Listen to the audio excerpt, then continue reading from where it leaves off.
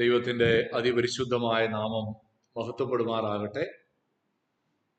ഇന്നത്തെ ദൈവവചന പഠനത്തിലേക്ക് ചേർന്ന് വന്ന നിങ്ങളെല്ലാവരെയും കർത്താവായിരിക്കുന്ന യേശു ക്രിസ്തുവിന്റെ ധന്യനാമത്തിൽ പ്രത്യേകമായി സ്വാഗതം ചെയ്യുന്നു. നമുക്ക് ഇത്രയും പേർക്ക് ഒരുമിച്ച് ദൈവവചന പഠനത്തിനായി കൂടി വരുവാൻ കർത്താവ് ഇടയാക്കിയല്ലോ. അതിനായി ദൈവത്തെ സ്തുതിക്കുകയും സ്തോത്രം ചെയ്യുകയും ചെയ്യുന്നു. നിങ്ങളെല്ലാവരെയും ഹൃദയംഗമമായി സ്വാഗതം ചെയ്യുന്നു. യാക്കോബിന്റെ ലേഖനം 1-ാം അധ്യായത്തിന്റെ 19 മുതൽ 27 വരെയുള്ള വാക്യങ്ങളാണ് ഇന്ന് നാം പഠിക്കുവാനായിട്ട് പോകുന്നത്. ഈ വേദഭാഗം നമ്മൾ പഠിക്കുമ്പോൾ ഇതുവരെയുള്ളതിന്റെ ഒരു തുടർച്ചയായിട്ടാണ് ഇന്ന് നമ്മൾ പഠിക്കുന്നത്. 1-ാം അധ്യായത്തിന്റെ 1 മുതൽ 11 വരെയുള്ള വാക്യങ്ങളിൽ പരിശോധനകളുടെ പ്രസക്തി എന്താകുന്നു എന്ന് നമ്മൾ പഠിച്ചു. ദ സിഗ്നിഫിക്കൻസ് ഓഫ് ട്രയൽസ് അല്ലെങ്കിൽ ദ വാല്യൂ ഓഫ് ട്രയൽസ്. എന്തിനാണ് ദൈവം പരിശോധനകളെ നമുക്ക് തരുന്നത്? നമ്മൾ അവിടെ കണ്ടു, നമ്മൾ തികഞ്ഞവരാകേണ്ടതിന് വേണ്ടിയാണ്. വിശ്വാസത്തിന്റെ പരിശോധന നമ്മെ തികഞ്ഞവരാക്കുന്നു, ഒന്നിലും കുറവില്ലാത്തവരാക്കുന്നു എന്നൊക്കെ നമ്മൾ കണ്ടു. രണ്ടാമത്തെ ക്ലാസ്സിൽ, രണ്ടാമത്തെ ഭാഗത്ത് നമ്മൾ പഠിച്ചത് പരിശോധനയിലുള്ള ഒരു ഓപ്ഷനെ കുറിച്ചാണ്. ഏതാണ് ആ ഓപ്ഷൻ? അത് പ്രലോഭനങ്ങളാണ്. അവിടെ നമ്മൾ മോഹം ഗർഭം ധരിച്ച് പാപത്തെ പ്രസവിക്കുന്നു, പാപം മുഴുത്തിട്ടോ മരണത്തെ പെറുന്നു. അങ്ങനെ പ്രലോഭനങ്ങൾ എന്ന് പറയുന്ന ഒരു പരീക്ഷയും നമുക്ക് കടന്നു വരും. അത് ദൈവത്തിൽ നിന്നല്ല വരുന്നത്, ഒരുവൻ സ്വന്തം മോഹങ്ങളാൽ ആകർഷിക്കപ്പെട്ടിട്ട് വരുന്നതാകുന്നു എന്ന് നമ്മൾ കാണാൻ കഴിയും. ഇന്ന് നമ്മൾ പഠിക്കാൻ പോകുന്നത് പരിശോധനകളുടെ നടുവിൽ നാം എങ്ങനെയാണ് പ്രതികരിക്കേണ്ടത്. How to respond properly to the trials. പരിശോധനകളിൽ നമ്മുടെ പ്രതികരണം എങ്ങനെയാകണം എന്നുള്ളതാണ്. ഈ വേദഭാഗത്ത് പ്രധാനമായും പരിശോധനകളിൽ നാം എങ്ങനെ പ്രതികരിക്കണം എന്നുള്ളതിനെ കുറിച്ച് പറയുമ്പോൾ ദൈവവചനം എന്നുള്ളതാണ് പ്രസക്തമായിരിക്കുന്ന ഒരു കീ എന്ന് പറയുന്നത്. ദൈവവചനത്തോടുള്ള നമ്മുടെ മനോഭാവം, ദൈവവചനത്തെ നാം എങ്ങനെ ഉൾക്കൊള്ളുന്നു, ദൈവവചനം എങ്ങനെ നാം കേൾക്കുന്നു, ദൈവവചനത്തെ നാം എങ്ങനെ സ്വീകരിക്കുന്നു, ദൈവവചനത്തെ നാം എങ്ങനെ അനുസരിക്കുന്നു, അതെങ്ങനെ നമ്മുടെ പ്രായോഗിക ജീവിതത്തിൽ കടന്നു വരുന്നു, അതിന്റെ അടിസ്ഥാനത്തിലാണ് പരിശോധനകളോട് ശരിയായി പ്രതികരിക്കുവാനായിട്ട് നമുക്ക് കഴിയുന്നത്.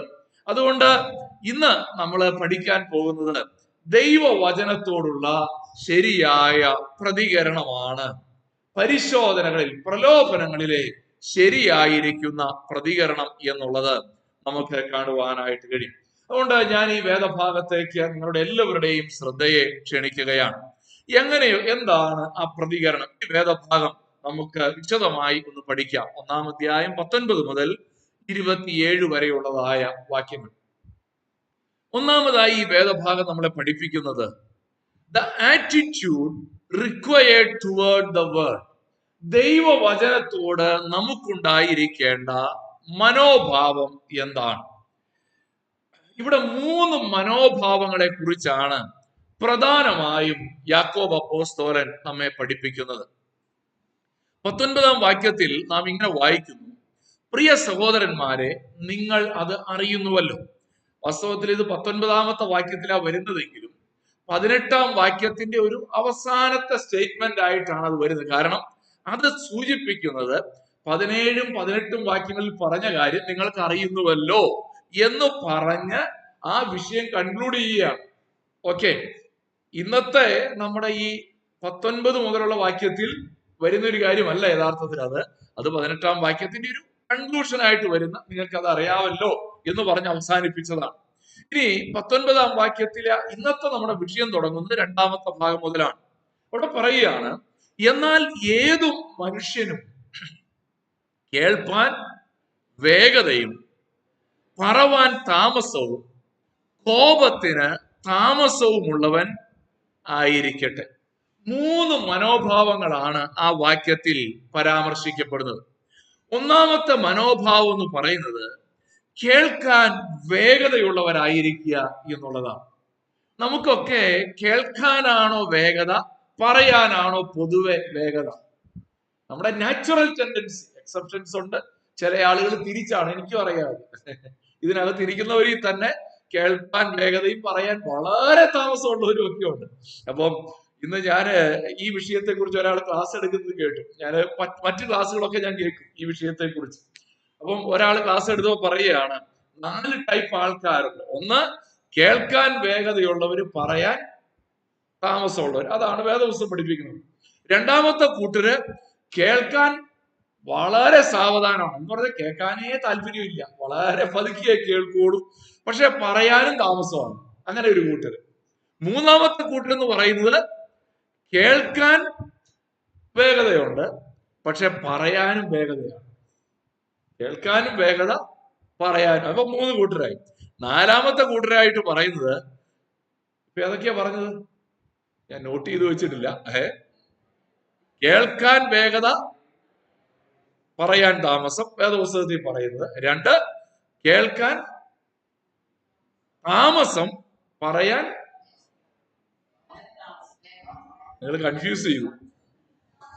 ഇപ്പൊ ഞാൻ കൺഫ്യൂസ്ഡ് ആയി. ഓക്കെ, ഒന്നുകൂടെ പറയാം. കേൾക്കാൻ വേഗത, അത് വേദപുസ്തകത്തിൽ പറയുന്ന ആദ്യം അങ്ങ് പറയാം. കേൾക്കാൻ വേഗതയും പറയാൻ താമസവും. രണ്ടാമത്തേത് കേൾക്കാൻ വേഗതയുണ്ട്, പറയാൻ സ്പീഡുണ്ട്, പെട്ടെന്ന് ചാടി കയറി പറഞ്ഞോളൂ. കേൾക്കാനും വേഗത, പറയാനും വേഗത.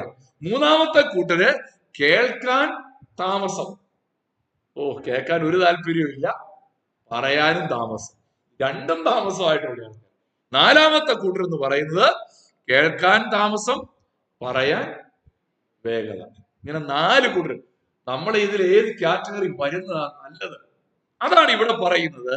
കേൾക്കാൻ വേഗതയുള്ളവരും പറയാൻ താമസമുള്ളവരുമാകണം. എന്താണ് ഈ കേൾക്കാൻ വേഗത എന്ന് പറഞ്ഞാൽ അതിന്റെ അർത്ഥം? Readiness to listen to God's word. ദൈവവചനം എന്തെങ്കിലും ഒന്ന് കേൾക്കാനുള്ള ഒരു കൊതി, ദൈവവചനം കേൾക്കാനുള്ള ഒരു കൊതി ഉണ്ടല്ലോ. ആ കൊതിയുള്ളവരെ കുറിച്ച് എന്ന് പറഞ്ഞാൽ ഒരു വചനം കേട്ടിരുന്നെങ്കിൽ എന്നാൽ ചിലര് ഇനി പ്രസംഗമാ, ഇതാണ് ചിലരുടെ ആറ്റിറ്റ്യൂഡ്. അല്ലെങ്കിൽ ഇനി ബൈബിൾ സ്റ്റഡിയാ, ഇങ്ങനെ ഒരു ആറ്റിറ്റ്യൂഡ് ഉള്ളവർക്ക് എന്ത് ചെയ്യാൻ പറ്റത്തില്ല. അതല്ല ഇവിടെ പറയുന്നത്. കേൾക്കാൻ വേഗതയുള്ളത്. ഇത് മനസ്സിലാക്കാൻ ഞാനൊരു ഉദാഹരണം പറയാം. ഈ നമ്മൾ ഭക്ഷണം കഴിക്കാനായിട്ട് ഹോട്ടലിലൊക്കെ ചെന്നിരിക്കുമ്പോ വെയിറ്റർ എങ്ങനാ നിൽക്കുന്നത്? എന്ത് വേണം, അങ്ങനാണോ? അല്ല. അയ്യോ, അവര് നിൽക്കുന്നത് കേട്ടാൽ സാറ് പറഞ്ഞാട്ടെ, ഞാൻ നോട്ട് ചെയ്യാൻ വെയിറ്റ് ചെയ്യാണ്. മിക്കവാറും സ്ഥലത്തൊക്കെ ഇപ്പൊ ഒരു ക്യാബില് ഇങ്ങനെ റെഡി ആയിട്ട് നിൽക്കുകയാണ്. ടേബിൾ നമ്പർ 7 എന്തൊക്കെയാണ് ഓർഡർ ചെയ്യണേ? പൊറോട്ട, ചിക്കൻ കറി, പെട്ടെന്ന് അവർ കേൾക്കുക. ഇങ്ങനാണോ ദൈവവചനം കേൾക്കാൻ നമ്മൾ ഇരിക്കുന്നത്? Just as a servant is quick to hear his master's voice. യജമാനന്റെ കൽപ്പന സ്വീകരിക്കാൻ റെഡിയായി നിൽക്കുന്ന ഒരു ദാസനെ പോലെ ദൈവവചനം കേൾക്കാനുള്ള മറ്റൊരു ഉദാഹരണമാണ് കുഞ്ഞിന്റെ കരച്ചിൽ ശ്രദ്ധിക്കുന്ന അമ്മയെ പോലെ. വീട്ടിലെല്ലാവരും ബഹളം വെച്ചുകൊണ്ടിരിക്കുമ്പോ ഉറങ്ങി കിടക്കുന്ന കുഞ്ഞ് കരഞ്ഞാൽ ആദ്യം കേൾക്കാൻ പോകുന്ന ആ അമ്മയാണ്. കാരണം അത്ര ട്യൂൺഡാണ് ആ ശബ്ദവുമായിട്ട്. ഇതാണ് കേൾക്കാൻ വേഗത എന്ന് പറഞ്ഞാൽ.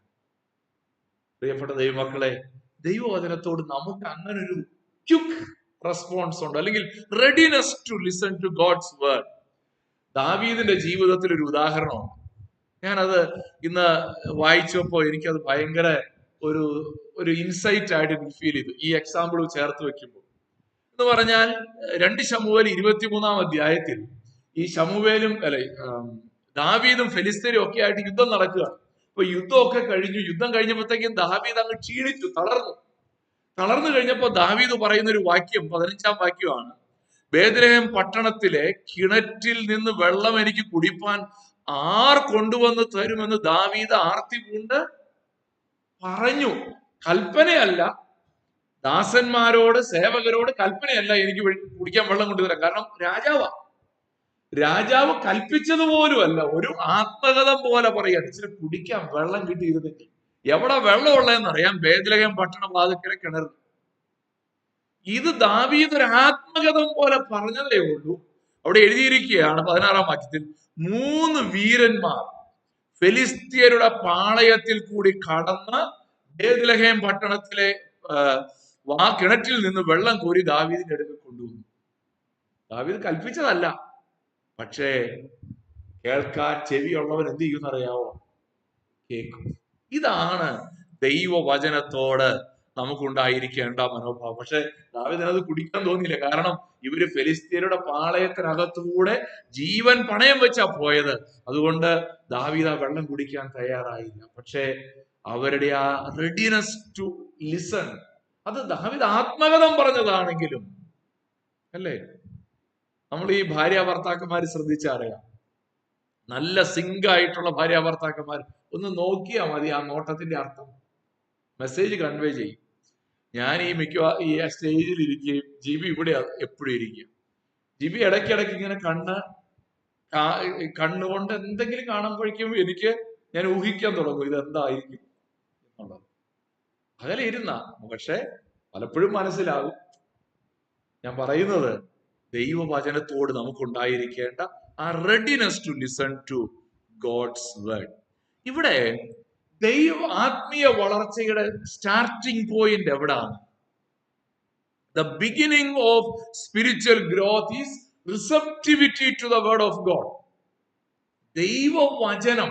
അതുകൊണ്ടല്ലേ ഇപ്പോൾ ജനിച്ച ശിശുക്കളെ പോലെ വചനമെന്ന മായമില്ലാത്ത പാൽ കുടിപ്പാൻ വാഞ്ചിപ്പീൻ. ആ ഒരു വാഞ്ചയെ കുറിച്ചാണ് ഇവിടെ യാക്കോബ് പറയുന്നത്. നമ്മുടെ ജീവിതത്തിൽ പരിശോധനകൾ വരുമ്പോൾ ഇനി വചനം കേട്ടുകൊണ്ടിരുന്നിട്ട് എന്നാ കാര്യം എന്നൊരു ചിന്തയല്ല നമുക്ക് വരേണ്ടത്. പിന്നെ എന്താണ് നമുക്കുണ്ടായിരിക്കേണ്ട മനോഭാവം? ഈ സമയം പരിശോധനകളുടെ സമയം, ജീവിതത്തിൽ പരിശോധനകൾ, ട്രയൽസ് വരുമ്പോൾ ദൈവവചനത്തെ ശ്രദ്ധിക്കുവാനായിട്ട് കഴിയണം. നിങ്ങൾ ശ്രദ്ധിച്ചിട്ടുണ്ടോ? ഈ ട്രയൽസ് വരുമ്പോ, ജീവിതത്തിൽ പരിശോധന വരുമ്പോൾ നമുക്കൊരു കോൺസെൻട്രേഷൻ കിട്ടാൻ പാടാ വചനത്തിന്റെ മുമ്പിൽ. അതുകൊണ്ടാണ് യാക്കോബ് ഇത് പറയുന്നത്. നിങ്ങൾ വചനം അവഗണിക്കേണ്ട സമയമല്ല. ഇനി ട്രയൽസ് ഒക്കെ മാറി മനസ്സൊന്ന് സ്വസ്ഥമായിട്ട് വചനം ശ്രദ്ധിക്കാമെന്നാണ് പലരും ചിന്തിക്കുന്നത്. അതല്ല ശരിയായ മനോഭാവമെന്ന് ഇവിടെ യാക്കോബ് ഓർമ്മപ്പെടുത്തുകയാണ്. 119 സങ്കീർത്തനം 18 വാക്യം നമുക്കെല്ലാം കാണാതെ അറിയാവുന്ന ഒരു വാക്യമാണ് അല്ലേ? എന്താ ആ വാക്യം പറയുന്നത്? നിന്റെ ന്യായപ്രമാണത്തിലെ അത്ഭുതങ്ങളെ കാണേണ്ടതിന് എന്റെ കണ്ണുകളെ തുറക്കണമേ. ഇതിനകത്ത് കർത്താവെ ഞാൻ വചനം വായിക്കുകയാണ്. വചനം വായിക്കുമ്പോ എത്ര അധ്യായം വായിച്ചു എന്നുള്ള കൗണ്ട് അല്ല ഇവിടുത്തെ പ്രസക്തമായ കാര്യം. പിന്നെന്താണ്? വചനത്തിലെ ന്യായപ്രമാണത്തിലെ അത്ഭുതങ്ങളെ കാണണം. പേരിനൊരു 3 അധ്യായം വായിക്കാൻ വേണ്ടിയുള്ളൊരു വായനയല്ല, പക്ഷെ അത്ഭുതങ്ങളെ കാണാൻ. ഇത് എത്ര പ്രതീക്ഷയോടെയുള്ള വായനയാ അതല്ലേ? ഇന്ന് വല്ലതും കിട്ടുവോ? എന്തേലും കിട്ടിയിരുന്നെങ്കിൽ. അങ്ങനല്ല, അത്ഭുതങ്ങൾ കാണണം. ആ ഒരു കോൺഫിഡൻസ്, ദൈവവചനത്തിലുള്ള ഒരു കോൺഫിഡൻസ് ആണ് നമുക്ക് അവിടെ കാണുവാനായിട്ട് കഴിയുന്നത്.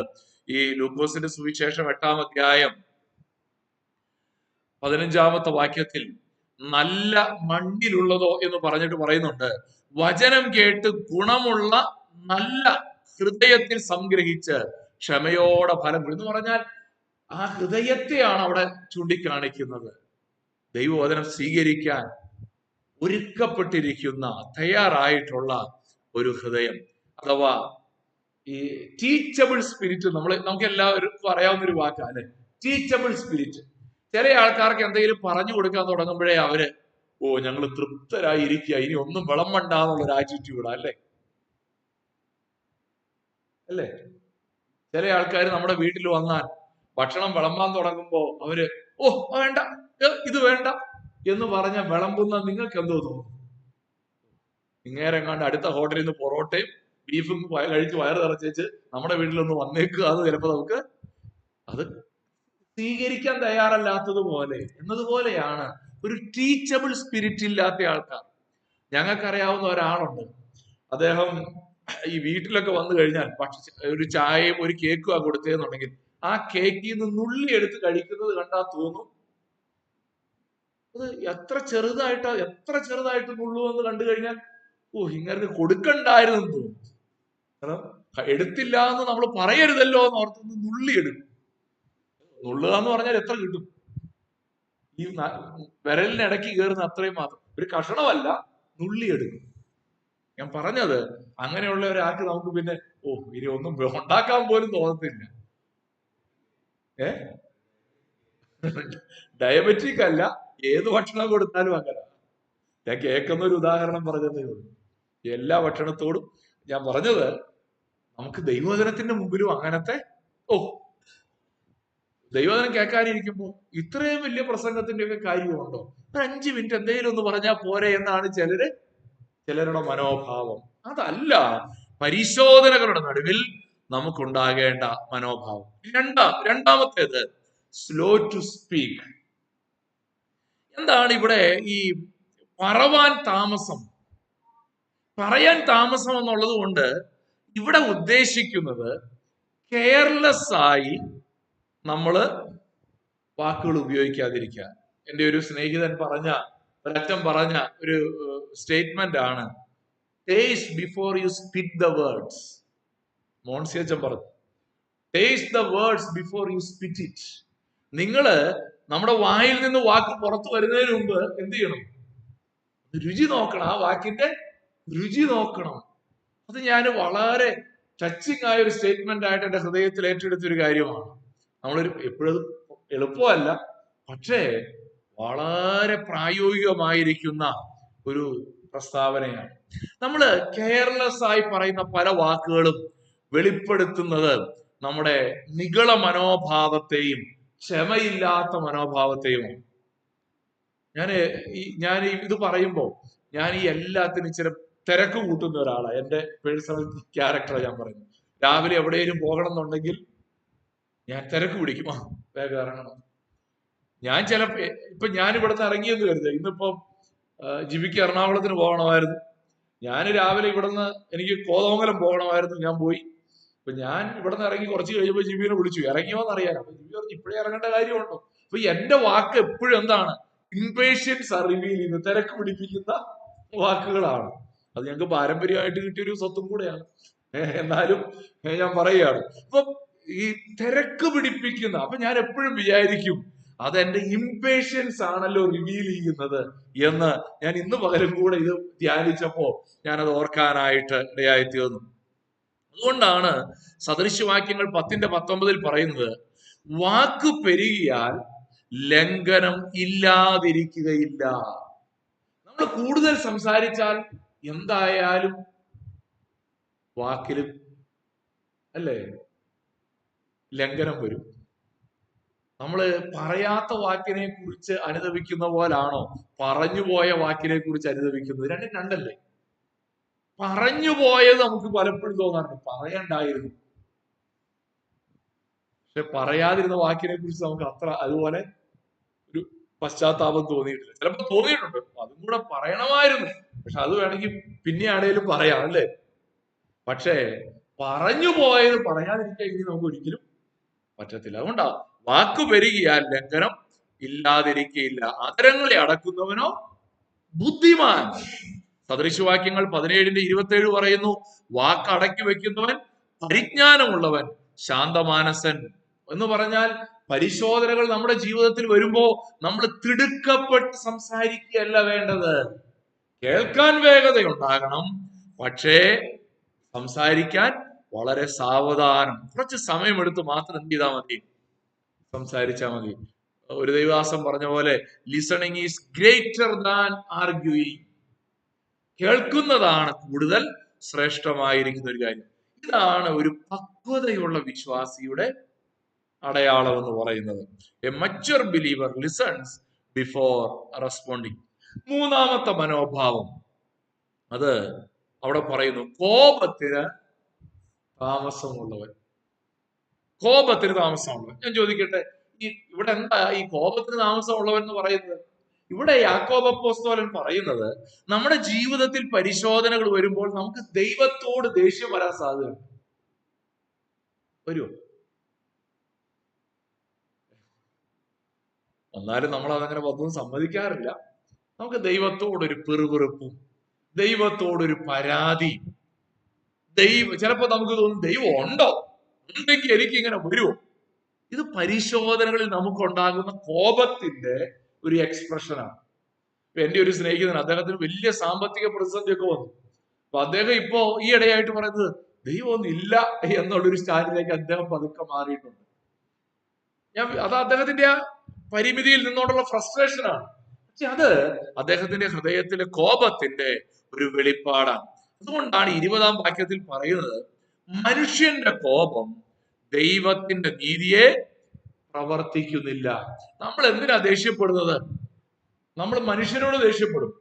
നീ ചെയ്തത് നീതിയായില്ല. നീതി ചെയ്യണമെന്ന് പറയാനാണ് നമ്മൾ പലപ്പോഴും എന്ത് ചെയ്തത്? ദേഷ്യപ്പെട്ടത്. പക്ഷെ ദൈവത്തിന്റെ മുമ്പിൽ എന്ത് വില പോവില്ല? നമ്മുടെ കോപം വില പോവുകയില്ല എന്നുള്ളതാണ് നമുക്കിവിടെ കാണുവാനായിട്ട് കഴിയുന്നത്.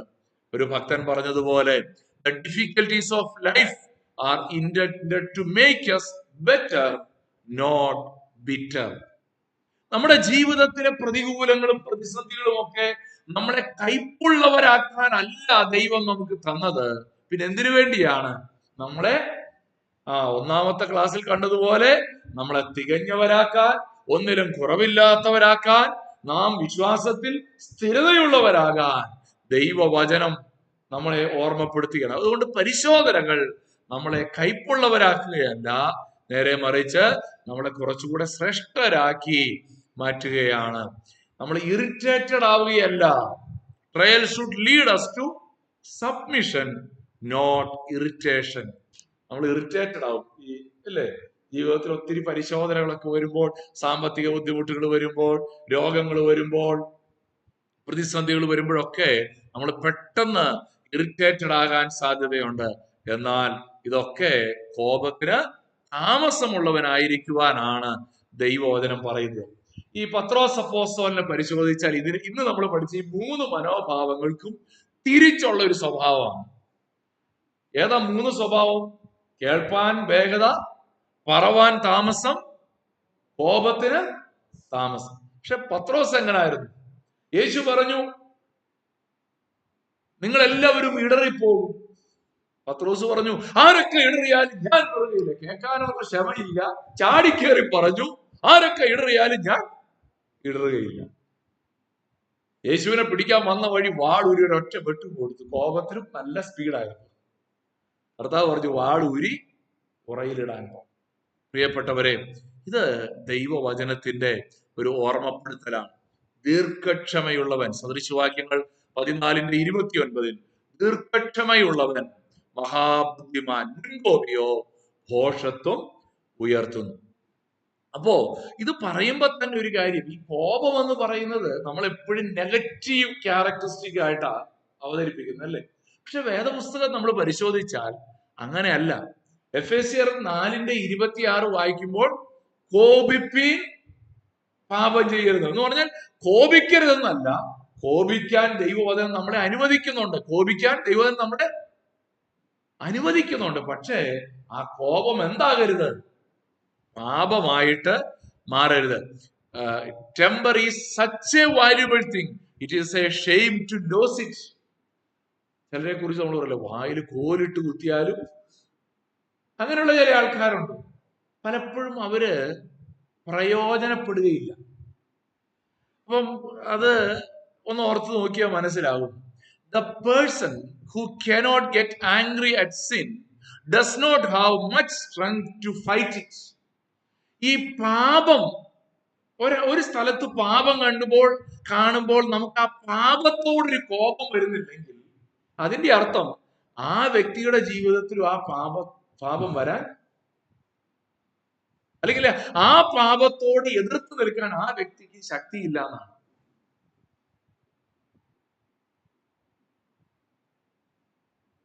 അത് മനസ്സിലായോ? അതായത് പാപത്തോട് നമ്മൾ കോപിക്കുന്നില്ലെങ്കിൽ ആ പാപത്തിനെതിരെ പോരാടാനുള്ള ശക്തി നമുക്കില്ല. ഏത് പാപത്തോടാണോ നമുക്ക് കോപമുണ്ടാകുന്നത്, ആ പാപത്തോട് മാത്രമേ നമുക്ക് എന്ത് ചെയ്യാൻ കഴിയുള്ളൂ? എതിർത്ത് നിൽക്കാനായിട്ട് കഴിയുള്ളൂ, അല്ലേ? നമ്മൾ ഈ കണ്ടിട്ടില്ലേ, ഈ റോഡ് സൈഡിലൊക്കെ ആരെങ്കിലും അടിയൊക്കെ ഉണ്ടാക്കുമ്പോൾ കുറെ പേര് വട്ടം കൂടി ഇങ്ങനെ ചുറ്റും നിൽക്കും കാണാനായിട്ട്.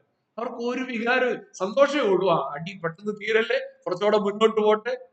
ഇപ്പോഴൊക്കെ അങ്ങനെ കവലകളിൽ അങ്ങനത്തെ പണ്ട് ഒക്കെ ഉണ്ടായിരുന്ന പോലെ ഒന്നും അല്ല. ഇപ്പൊ ഹെൽമെറ്റിനൊരൊറ്റ അടി, വാളിനൊരൊറ്റ ഒറ്റ വെട്ട് കഴിഞ്ഞാൽ അങ്ങ് പോകും. ഇപ്പൊ അങ്ങനത്തെ, അതുകൊണ്ട് കാണാനൊന്നും ഉള്ള സമയമില്ല. പണ്ട് കാലത്തൊക്കെ ആളുകൾ അങ്ങനെ ആയുധം ഉപയോഗിക്കാതെ ഉണ്ടും തള്ളും ഉരുണ്ടുമറിയില്ല, ഇപ്പോഴും ഉണ്ട്. എങ്കിലും ഞാൻ പറഞ്ഞത്, കണ്ടു നിൽക്കുന്ന ആളുകളെ സംബന്ധിച്ചിടത്തോളം അവൻ നാളെ ഇതുപോലൊരു സാഹചര്യത്തിൽ വീഴാനുള്ളത്. എപ്പോഴാണ് ഒരാൾ എതിർത്ത് നിൽക്കുന്നത്? ബിക്കോസ് അയാൾക്കത് അതിനോട് കോപം ഉണ്ടായതുണ്ട്. അതുപോലെ തന്നെയാണ് നമ്മുടെ ജീവിതത്തിൽ പാപത്തോട് നമുക്ക് കോപം ഉണ്ടായില്ലെങ്കിൽ, യേശു യെരൂശലേം ദേവാലയത്തിൽ ചെന്നിട്ട് കോപിച്ചു. യേശു പാപം ചെയ്തോ? ഡിവൈൻ ആങ്കർ ആണ്, ഹെവൻലി ആങ്കർ ആണ്. നമ്മുടെ പ്രശ്നം എന്നാണെന്നറിയാവോ? അങ്ങനെ ഒരു കോപം നമുക്ക് ഉണ്ടാകുന്നില്ല. ദൈവാലയത്തിൽ ചെല്ലുമ്പോ അവിടെ അനീതി കാണുമ്പോൾ നമ്മൾ ഒന്നും പ്രതികരിക്കില്ല. കാരണം എന്നാ? ഞാനായിട്ടൊരു പ്രശ്നത്തിനും നമ്മൾ സേഫാ. കാരണം എന്നാ? ഞാനായിട്ടൊരു പ്രശ്നത്തിനും പോകുന്നില്ലെന്ന് നമ്മളൊരു സ്റ്റാൻഡ് എടുക്കുമ്പോ ഈ അനീതികളോടൊന്നും എന്നെ ബാധിക്കുന്നില്ല, ഞാൻ ഇതൊന്നും മൈൻഡ് ചെയ്യാൻ പോകുന്നില്ല, എന്ത് വേണേലും നടന്നോട്ടെ.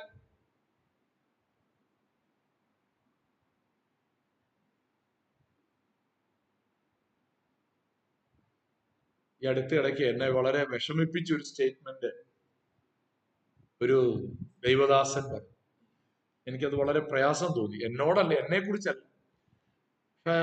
അത് ഈ വേദഭാഗം ഞാൻ ധ്യാനിച്ചപ്പോൾ എനിക്ക് അദ്ദേഹത്തിന്റെ സ്റ്റേറ്റ്മെന്റ് ഓർമ്മ വന്നു. അദ്ദേഹം ഈ അശ്ലീല വീഡിയോ കാണാത്ത സുവിശേഷ വേലക്കാരുണ്ടോ എന്നൊരു ചോദ്യം അദ്ദേഹം ചോദിച്ചു.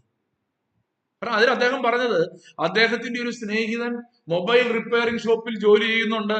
അദ്ദേഹം പറയുകയാണ്, സുവിശേഷ വേല ചെയ്യുന്ന പലരുടെയും ഫോൺ റിപ്പയർ ചെയ്യാൻ വരുമ്പോൾ അതിനകത്തൊക്കെ അശ്ലീല വീഡിയോ കാണുന്നു എന്ന് ഇയാൾ പറഞ്ഞതിന്റെ വെളിച്ചത്തിൽ ഇദ്ദേഹം ചോദിക്കുകയാണ്, കാണാത്തവരുണ്ടോ എന്ന്. അപ്പൊ എനിക്ക് ഒരു കാര്യം മനസ്സിലായി, ഇദ്ദേഹത്തിന് അതിൽ കോപമല്ല, അദ്ദേഹം അതിനെ സാമാന്യവൽക്കരിക്കുകയാണ്. അതിന്റെ അർത്ഥം അദ്ദേഹവും ആ ശീലമുള്ള ആളാണ് എന്ന് അദ്ദേഹം പറയാതെ പറയുകയാണ്. ഏത് പാപത്തോടാണോ നമുക്ക് കോപം തോന്നുന്നത്, ആ പാപത്തോട് മാത്രമേ നമുക്ക് എതിർത്ത് നിൽക്കാനായിട്ട് കഴിയുകയുള്ളൂ. ഇവിടെ യാക്കോബ് പറയുന്നത്, ചില ആൾക്കാര് കണ്ണാടി ഇടിച്ചു പൊട്ടിക്കും, ഇല്ലേ? എന്തിനാ കണ്ണാടി ഇടിച്ചു പൊട്ടിക്കുന്നത്? എന്നെ കാണാൻ എന്തിനു കൊള്ളാം. യാക്കോബ് പറഞ്ഞു വരുന്നതിന്റെ ഒരു ഓർഡർ അതാണ്. അത് മനസ്സിലാകാൻ വേണ്ടി ഞാൻ ഇതിങ്ങനെ വിശദീകരിക്കുന്നത്. എന്നുവെച്ചാൽ കോപിക്കാൻ താമസം വേണമെന്ന് പറയുന്നത്, ഒരുവന്റെ ജീവിതത്തിൽ പരിശോധനകൾ വരുമ്പോൾ അവൻ ദൈവവചനം കേൾക്കാൻ തയ്യാറല്ല, ദൈവത്തോട് കോപിക്കുന്നു, ദൈവവചനം പറയുന്നവരോട് കോപിക്കുന്നു. എന്താണ് അങ്ങനെ കോപിക്കാൻ കാരണമെന്നറിയാമോ? കണ്ണാടി ഇടിച്ചു പൊട്ടിക്കാൻ കാരണം എന്നാ? കണ്ണാടി വേറെ ഒന്നും കാണിച്ചില്ല, അവന്റെ തനി സ്വഭാവമാണ് കാണിച്ചത്. നമ്മുടെ പാപ സ്വഭാവം നമ്മളോട് കാണിക്കുമ്പോ നമ്മൾ കോപിക്കുകയല്ല ചെയ്യേണ്ടത്. ദൈവവചനം മോനെ നിനക്കാണ് തിരുത്തൽ വേണ്ടതെന്ന് നമ്മോട് പറയുമ്പോൾ നമ്മൾ കോപിക്കുന്നത് ഈ കണ്ണാടിയിൽ നമ്മളെ തന്നെ രൂപം കണ്ടിട്ട് കണ്ണാടി ഇടിച്ചു പൊട്ടിക്കുന്നതിന് തുല്യമാണ്. കാരണം ദൈവവചനം നമ്മെ തന്നെയാണ് വെളിപ്പെടുത്തുന്നത്, നമ്മുടെ മുഖത്തെ കരിയാണ് വെളിപ്പെടുത്തുന്നത്, നമ്മളിലെ അഭംഗിയാണ് വെളിപ്പെടുത്തുന്നത്. ദൈവവചനത്തോട് നാം കോപിക്കുകയല്ല ചെയ്യേണ്ടത്, നാം അത് ഏറ്റെടുക്കണം എന്നുള്ളതാണ് ഇവിടെ യാക്കോബ് നമ്മെ പഠിപ്പിക്കുന്നത്. ഇനി നമ്മൾ വായിക്കുന്നുണ്ട്, ദൈവവചനത്തെ കണ്ണാടിയോട് ഉപമിക്കുന്നതായിട്ട് ഇനി വരുന്ന വാക്യങ്ങളിൽ നമ്മൾ കാണും. രണ്ടാമത്തെ കാര്യം, സമയം വളരെ മുന്നോട്ട് പോയി, അല്പം കൂടെ വേഗത്തിൽ നമുക്ക് ആ ഭാഗം ചിന്തിക്കാം. യാക്കോബിന്റെ ലേഖനം 1-ാം അധ്യായം 21-ാമത്തെ വാക്യത്തിലേക്ക് വരുമ്പോൾ, ഞാനിപ്പോ പറഞ്ഞ കാര്യം വളരെ സമയമെടുത്താ പറഞ്ഞത്, അല്ലേ? വലിച്ചു നീട്ടിയതല്ല, പക്ഷെ ദൈവം എനിക്ക് തന്നൊരു ഇൻസൈറ്റ് ഞാനങ്ങ് പറഞ്ഞതേ ഉള്ളൂ. ആക്ച്വലി ഇന്ന് കുറെ കാര്യങ്ങൾ പറയാനുണ്ട്, ചില സമയം നഷ്ടപ്പെടുകയും ചെയ്തു.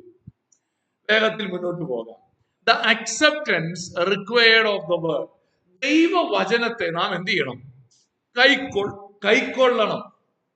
യാക്കോബ് 1:21 പറയുകയാണ്, ആകയാൽ എല്ലാ അഴുക്കും ദുഷ്ടതയുടെ ആധിക്യവും വിട്ട് നിങ്ങളുടെ ആത്മാക്കളെ രക്ഷിപ്പാൻ ശക്തിയുള്ളതും ഉൾനട്ടതുമായ വചനം സൗമ്യതയോടെ കൈക്കൊള്ളുവീൻ.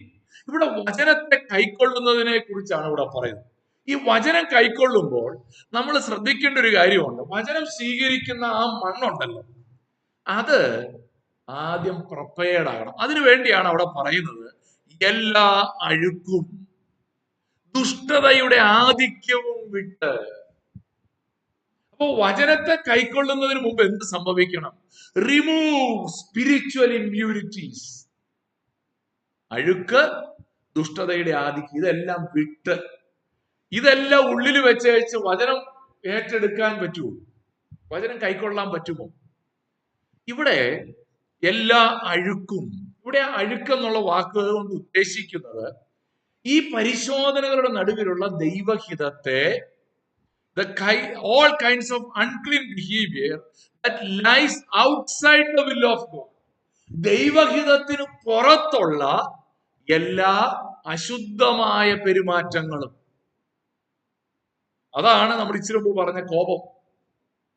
വചനം കേൾക്കുമ്പോഴേക്കും ദേഷ്യം, നിന്റെ വചനം.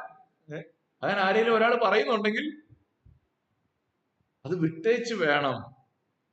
വേറൊരു വാക്ക് അവിടെ പറയുന്നുണ്ട്, ദുഷ്ടതയുടെ ആധിക്യവും വിട്ട്. അത് ഇംഗ്ലീഷിൽ ദ റിമൈൻസ് ഓഫ് വിക്കറ്റ്നെസ് എന്നാണ് ഉപയോഗിച്ചത്. ദ റിമൈൻസ് ഓഫ് വിക്കറ്റ്നെസ് എന്താണ് അതിന്റെ അർത്ഥം? Evil habits of life we carry over from the unredeemed world എന്ന് പറഞ്ഞാൽ ഈ ലോകത്തിൽ നിന്ന് നമ്മുടെ ഉള്ളിൽ കടന്നുകൂടുന്ന ദുഷ്ടത എന്ന അർത്ഥത്തിലാണ് അത് ഉപയോഗിച്ചിരിക്കുന്നത്. എന്ന് പറഞ്ഞാൽ, ചുരുക്കി പറഞ്ഞാൽ, ഇവിടെ യാക്കോബ് പറയുന്നത് വളരെ ലളിതമായ ഒരു സ്റ്റേറ്റ്മെന്റ് ആണ്. The word of God will then have good soil in which to grow. ദൈവവചനം വിതയ്ക്കപ്പെടുമ്പോൾ ഒരുക്കപ്പെട്ട മണ്ണായി നമ്മുടെ ഹൃദയം, നമ്മുടെ ജീവിതം മാറ്റപ്പെടുക.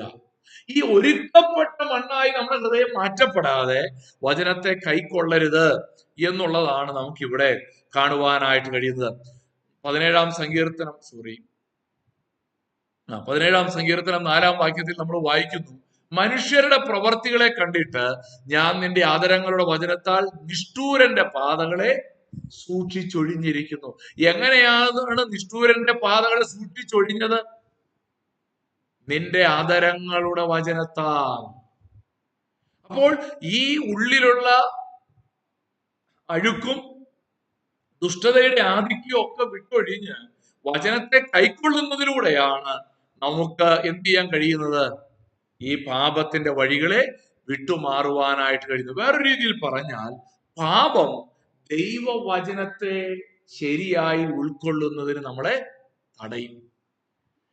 നമ്മുടെ ജീവിതത്തിൽ ഇല്ലേ, നമ്മുടെ ഹൃദയത്തിലൊക്കെ പലപ്പോഴും ദൈവവചനം ശരിയായി ഏറ്റെടുക്കാൻ കഴിയാത്ത എന്തുകൊണ്ടാണ്?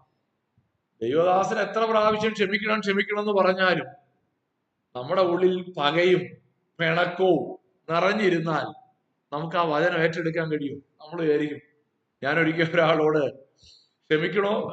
വേറൊരാളോട് ക്ഷമിക്കണം എന്ന് വ്യക്തിപരമായിട്ട് ഇങ്ങനെ ഉപദേശിക്കുക.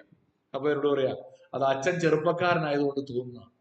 എന്നോട് പറയാം, ഞാൻ പറഞ്ഞു, ഇനിയിപ്പോ ഒരു റിട്ടയർമെന്റ് കഴിഞ്ഞ ഒരു അച്ഛനെ കൊണ്ടുവന്ന് വെക്കാനേ ഇത് പറയിപ്പിക്കലേ നിർവാഹമുള്ളത് ഞാൻ. കാരണം ക്ഷമിക്കാനാണ് നമ്മൾ പറഞ്ഞത്. അപ്പൊ ക്ഷമിക്കാൻ മനസ്സില്ലാത്തത് കൊണ്ട് ഏറ്റെടുക്കാനും മനസ്സില്ല. എന്നോട് ദേഷ്യപ്പെടുക, അച്ഛൻ ചെറുപ്പക്കാരനായതുകൊണ്ട്. ദൈവത്തിന് സ്തോത്രം. അപ്പോ ആ ഹൃദയത്തിലെ പാപം വചനത്തെ ഏറ്റെടുക്കുന്നതിന് ഒരു തടസ്സമായിട്ട് വരികയാണ്. ഒരു ദൈവദാസൻ പറഞ്ഞൊരു സ്റ്റേറ്റ്മെന്റ് ആണ്, we pray for safety instead of purity. നമ്മൾ പ്രാർത്ഥിക്കും, നമ്മുടെ പ്രാർത്ഥനാ വിഷയത്തിൽ, കർത്താവേ എന്നെ യാത്രയിൽ സംരക്ഷിച്ചോണേ, സുഖമായിട്ട് പോയി സേഫായിട്ട് തിരിച്ചു വരാൻ എന്നെ സഹായിക്കണേ. പക്ഷെ പ്യൂരിറ്റിക്ക് വേണ്ടി നമ്മൾ പ്രാർത്ഥിക്കാറുണ്ടോ? വിശുദ്ധിക്ക് വേണ്ടി നമ്മൾ പ്രാർത്ഥിക്കാറുണ്ടോ? ഇവിടെ ദൈവവചനം നമ്മൾ സ്വീകരിക്കുമ്പോൾ നമുക്കുണ്ടാകേണ്ട മനോഭാവത്തെ കുറിച്ചാണ് യാക്കോബ് ഇവിടെ പറയുന്നത്. ഒരുക്കപ്പെട്ട മണ്ണ് പോലെ, ഒരുക്കപ്പെട്ട വയലിലേക്ക് വചനമാകുന്ന വിത്തുകൾ വിതയ്ക്കുന്നത് പോലെ നമ്മുടെ ഹൃദയം വചനത്തെ കൈക്കൊള്ളുവാനായിട്ടിടയാകണം. അതിനുവേണ്ടി ഒന്ന്, റിമൂവ് സ്പിരിച്വൽ ഇംപ്യൂരിറ്റീസ്. ആത്മീയമായി അല്ലെങ്കിൽ നമ്മുടെ ആത്മീക ജീവിതത്തെ ദോഷകരമായി ബാധിക്കുന്ന എല്ലാ അഴുക്കും ദുഷ്ടതയുടെ ആധിക്യവും വിട്ടിട്ട് വേണം നാം വചനം കൈക്കൊള്ളുവാൻ. രണ്ടാമതായി, സൗമ്യതയോടെ കൈക്കൊള്ളണം. സൗമ്യതയോടെ കൈക്കൊള്ളണം. അങ്ങനല്ലേ അവിടെ വായിച്ചത്? യാക്കോബ് 1:21 വാക്യം അവസാനിക്കുമ്പോൾ അവിടെ പറയുകയാണ്, റിസീവ് വിത്ത് മീക്ക്നെസ്. ദൈവവചനത്തെ സൗമ്യതയോടെ കൈക്കൊള്ളുക. ഇവിടെ സൗമ്യത എന്ന് പറയുമ്പോൾ അതിനകത്ത് ദൈവവചനത്തിന്റെ മുമ്പിൽ വിനയപ്പെടുക എന്നാണ് അർത്ഥം. ദൈവവചനത്തിന്റെ മുമ്പിൽ വിനയപ്പെടുക. ഈ വിനയപ്പെടുക എന്നുള്ളത് കൊണ്ട് എന്താ ഉദ്ദേശിക്കുന്നത്? ഈ വചനത്തിന്റെ മുമ്പിൽ വിനയപ്പെടാതെ നമുക്ക് ഒരിക്കലും അത് ഏറ്റെടുക്കാൻ കഴിയില്ല. ഈ പൗലോസ് അപ്പോസ്തലൻ ഒരു ലേഖനത്തിൽ പറയുന്നുണ്ടല്ലോ, എന്റെ വചനമായിട്ടല്ല, സാക്ഷാൽ ദൈവവചനമായിട്ട് തന്നെ കൈക്കൊണ്ടു. അതെങ്ങനാവോ? പൗലോസിന് അങ്ങനെയൊക്കെ പറയാം. അത് സൗമ്യതയോടെയുള്ള കൈക്കൊള്ളലാണോ? പുള്ളിയുടെ പ്രസംഗം, ആരുടെയാ പ്രസംഗം? നമ്മൾ പുള്ളിയുടെ പ്രസംഗമായിട്ട് എടുത്തു. പക്ഷെ പൗലോസ് പറയാണ്, അവരങ്ങനല്ല. തെസ്സലോനിക്ക സഭയെ കുറിച്ചാണെന്ന് എന്റെ വിചാരം. അവര് സാക്ഷാൽ ദൈവവചനമായിട്ട് തന്നെ കൈക്കൊള്ളുകയാണ്. പ്രിയപ്പെട്ടവരെ, സൗമ്യതയോടെ വചനത്തിന്റെ മുമ്പിൽ പ്രസംഗിച്ചത് ആരാണെന്നുള്ളത് വിഷയമല്ല. ചെറുപ്പക്കാരനായ ഉപദേശിയാണോ, പ്രായമുള്ള ഉപദേശിയാണോ എന്നുള്ളത് വിഷയമല്ല. വചനത്തെ വചനമായി കൈക്കൊള്ളുവാനായിട്ട് നമുക്ക് കഴിയണം. The word must be welcomed, not resisted. എനിക്ക് ഈ പ്രസംഗിക്കുന്ന ആൾക്കാർക്ക് എല്ലാം അറിയാം, നമ്മുടെ പ്രസംഗം സ്വീകരിക്കപ്പെടുന്നുണ്ടോ അതോ റബ്ബർ പന്ത് പോലെ തിരിച്ചു വരുന്നുണ്ടോ? പ്രസംഗിക്കുന്നവർക്ക് എല്ലാം മനസ്സിലാവും. ആ സ്വീകരിക്കപ്പെടാത്ത വചനം ഉണ്ടല്ലോ, അത് അങ്ങനെ തന്നെ തിരിച്ചു വരും. പിന്നെ ഒന്നും പറയാൻ പോലും തോന്നത്തില്ല. പ്രസംഗകന്റെ വചനം സ്വീകരിക്കപ്പെടുന്നിടത്താണ് അയാൾ കുറച്ചുകൂടെ ദൈവത്തിന്റെ ആത്മാവിൽ നിറഞ്ഞു പ്രസംഗിക്കുക. പക്ഷെ പ്രസംഗിക്കുന്ന വചനം സ്വീകരിക്കപ്പെടാതെ വരുമ്പോഴും ഈ പ്രസംഗിക്കുന്നവർക്കെല്ലാം അത് തിരിച്ചറിയാൻ കഴിയുന്ന ഒരു കാര്യമാണ്. പ്രിയപ്പെട്ടവരെ, ദൈവവചനത്തെ സൗമ്യതയോടെ കൈക്കൊള്ളണം. മാത്രമല്ല, മൂന്നാമതൊരു കാര്യം കൂടെ പറഞ്ഞു, recognise the saving power of the word. അവിടെ പറയുന്നു, നിങ്ങളുടെ ആത്മാക്കളെ രക്ഷിപ്പാൻ ശക്തിയുള്ളതും ഉൾനട്ടതുമായ വചനം. അവിടെ വചനത്തെ കുറിച്ച് പറയുകയാണ്, ഉൾനട്ടതായ വചനം. എന്താണ് ഈ ഉൾനട്ടതായ വചനം? ഈ വചനത്തെ ഈ നടുന്നത്, ഒരു ചെടി നടുന്നതുമായി ബന്ധപ്പെടുത്തിയ, ഒരു ചെടി നടുമ്പോൾ നമ്മള് എത്ര ആഴത്തിൽ കുഴി കുഴിക്കണം? ആ കുഴിയുടെ ആഴം വളരെ നിർണായകമാണ്. ഒട്ടും കുഴിയില്ലാതെ ഒരു ചെടി നട്ടാൽ എന്ത് സംഭവിക്കും? അത് പെട്ടെന്ന്, നമ്മൾ നടുക എന്നുള്ളത് കൊണ്ട് അതിന്റെ അർത്ഥം ആഴത്തിൽ, നമ്മുടെ ജീവിതത്തിന്റെ ആഴത്തിലേക്ക് എന്ത് ചെയ്യണം? ദൈവവചനം നടുക. ഇവിടെ എംഫാറ്റിയോൺ എന്നുള്ളൊരു ഗ്രീക്ക് വാക്കാണ് അതിന് ഉപയോഗിച്ചിരിക്കുന്നത്. എംഫാറ്റിയോൺ എന്ന് പറഞ്ഞാൽ ഇംപ്ലാന്റഡ് എന്നാണ്. ഇംപ്ലാന്റഡ് വേർഡ് എന്ന് പറഞ്ഞാൽ ആഴത്തിൽ കുഴി കുഴിച്ച. നിങ്ങളൊന്ന് ഓർത്ത് നോക്കിയോ, നമ്മൾ ഈ തെങ്ങിൻ കൈയൊക്കെ നടുമ്പോ, തെങ്ങിൻ കൈയല്ല, തെങ്ങിൻ കൈ ആരും നടാറില്ല അല്ലേ? തെങ്ങിന്റെ തൈ, തെങ്ങിന്റെ കൈയല്ല, തെങ്ങിന്റെ തൈ വെക്കുമ്പോ കുഴി വളരെ പ്രധാനമാണ്. അത് ആവശ്യത്തിന് ആഴത്തിലേ നമ്മൾ എന്ത് ചെയ്യുള്ളൂ, അത് വെക്കുകയുള്ളൂ. കാരണം ആഴത്തിൽ നട്ടെങ്കിൽ മാത്രമേ എന്ത് ചെയ്യുള്ളൂ, ഈ വചനം പ്രയോജനപ്പെടും. അതുകൊണ്ടാണ് ഇവിടെ ഉൾനട്ടതായ വചനം. എബ്രായ ലേഖനം 4-ാം അധ്യായം 12-ാം വാക്യം നമുക്ക് എല്ലാം അറിയാം. ദൈവത്തിന്റെ വചനം ജീവനും ചൈതന്യവുമുള്ളതായി, ഇരുവായ്ത്തലയുള്ള ഏതു വാളിനേക്കാൾ മൂർച്ചയേറിയതും, പ്രാണനെയും ആത്മാവിനെയും സന്ധിമജ്ജകളെയും വേർപിടിക്കും വരെ തുളച്ചു ചെല്ലുന്നതും, ഹൃദയത്തിലെ ചിന്തനങ്ങളെയും ഭാവങ്ങളെയും വിവേചിക്കുന്നതുമാകുന്നു. അപ്പൊ ദൈവവചനം എന്തുമാത്രം ആഴത്തിലേക്ക് ഉൾനടണം. കർത്താവേ, നമ്മളെ പറയില്ല, ഒരു ചെവിക്കട കേട്ട് മറ്റേ ചെവിക്കട പോകുന്നു, അത് നടുന്ന പോലും ഇല്ല. ചിലത് നമ്മുടെ ജസ്റ്റ് ഒന്ന് തലയിലെ ഒന്ന്, അതുപോരാ. ഇവിടെ പറയുകയാണ്, ദൈവവചനം എവിടം വരെ ഇറങ്ങി ചെല്ലണം? അത് പ്രാണനെയും ആത്മാവിനെയും സന്ധിമജ്ജകളെ പോലും എന്ന് പറഞ്ഞാൽ ശരീരത്തിൽ പോലും ആ ദൈവവചനം നിറഞ്ഞു നിൽക്കണം എന്നാണ് അവിടെ പറയുന്നത്. ഹൃദയത്തിലെ ചിന്തകളെ പോലും വിവേചിക്കുന്ന തലത്തിൽ ദൈവവചനം നമ്മുടെ ജീവിതത്തിന്റെ ആഴങ്ങളിലേക്ക് ഇറങ്ങി വരുവാൻ ദൈവവചനത്തെ കുറിച്ച് നമ്മളോട് പറയുകയാണ്. ദൈവവചനത്തിന്റെ അനുസരണം, by obeying God's word, the believer can save his life. ഇവിടെ ഈ പരിശോധനകളിലൂടെ ഒക്കെ പോകുമ്പോൾ നമ്മൾ പിന്മാറിപ്പോകാതെ ആ പരിശോധനകൾ നമുക്ക് പ്രയോജനപ്പെടണമെങ്കിൽ എന്ത് ചെയ്യണം? ആ ദൈവവചനത്തെ ഏറ്റെടുക്കുവാനായിട്ട് നമുക്ക് കഴിയണം. ദൈവവചനം നമ്മെ ഇല്ലേ, 2 തിമോത്തിയോസ് 3:16-17 വാക്യങ്ങൾ പറയുകയാണ്, എല്ലാ തിരുവെഴുത്തും ദൈവവിശ്വാസീയമാകയാൽ ദൈവത്തിന്റെ മനുഷ്യൻ സകല സൽപ്രവർത്തിക്ക് വക പ്രാപിച്ച് തികഞ്ഞവനാകേണ്ടതിന് ഉപദേശത്തിനും ശാസനത്തിനും ഗുണീകരണത്തിനും നീതിയിലെ അഭ്യസനത്തിനും പ്രയോജനമുള്ളതാണ്. അപ്പോൾ ഈ ദൈവവചനം നമ്മുടെ ജീവിതത്തിൽ എത്രമാത്രം പ്രധാനപ്പെട്ടതാകുന്നു എന്നുള്ളത് നമുക്ക് ഇവിടെ കാണുവാനായിട്ട് കഴിയും. അപ്പോൾ 2 കാര്യങ്ങൾ നമ്മൾ പറഞ്ഞു. ഒന്ന്, ആറ്റിറ്റ്യൂഡ്, ദൈവവചനത്തോടുള്ള നമ്മുടെ മനോഭാവം. ദൈവവചനം കേൾക്കാൻ വേഗത, പറയാൻ താമസം. ദൈവവചനത്തോട് കോപിക്കുകയല്ല, കോപിക്കാൻ എന്ന് പറഞ്ഞാൽ വെയിറ്റ് ചെയ്യാനാ പറയുന്നത്. രണ്ടാമതായി നമ്മൾ ഇവിടെ പഠിക്കുന്നത് ഒന്ന് ആറ്റിറ്റ്യൂഡ്, 2 അക്സെപ്റ്റൻസ്, ദൈവവചനത്തെ സ്വീകരിക്കുക. 3 ദ ആപ്ലിക്കേഷൻ, ദൈവവചനം നമ്മുടെ പ്രായോഗിക ജീവിതത്തിലേക്ക് കൊണ്ടുവരിക. The application required by the word, ദൈവവചനം നമ്മുടെ ജീവിതത്തിൽ പ്രായോഗികമാക്കണം. അതാണ് 22 മുതൽ 25 വരെയുള്ള വാക്യങ്ങളിൽ നമ്മൾ വായിക്കുന്നു. അവിടെ നമ്മൾ കാണുന്നു, എങ്കിലും വചനം കേൾക്ക മാത്രം ചെയ്തുകൊണ്ട് തങ്ങളെ തന്നെ ചതിക്കാതെ അതിനെ ചെയ്യുന്നവരായും ഇരിപ്പിൻ. ദൈവവചനം കേൾക്കുക മാത്രം ചെയ്തുകൊണ്ട്. ചിലർ ഈ വാക്യത്തെ തിരിച്ചാക്കും. എങ്ങനെ? കേൾക്കണ്ട, ചെയ്താൽ മതി എന്ന്. പക്ഷെ യാക്കോബ് അങ്ങനല്ല പറഞ്ഞു. കേൾക്കാതെ എങ്ങനെ അത് ചെയ്യും?